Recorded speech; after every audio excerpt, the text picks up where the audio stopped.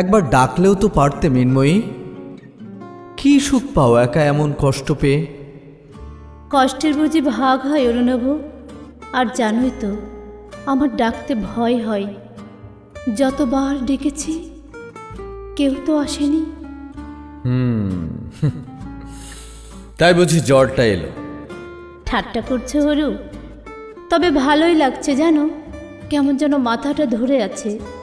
কাজে বসলেই মনে হচ্ছে শরীরের মধ্যে কি যেন ছুটে চলেছে, শিরা উপশিরায় অদ্ভুত এক অনুভূতি। তোমার সাথে কথা বলাই দায়, আরো লাগা উত্তরের হাওয়া।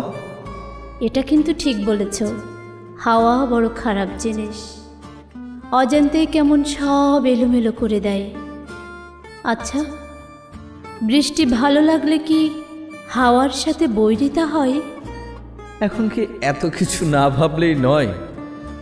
এত ভাববার ঠাই সামলাতে পারবে তুমি? এইটুকুই তো সম্বল। এই যে তুমি আসো, না বলতে সব বুঝতে পারো, আমার আয়না হয়ে যাও, এটাই তো আমার সব। সে তুমি যতই ছায়া হও না কেন।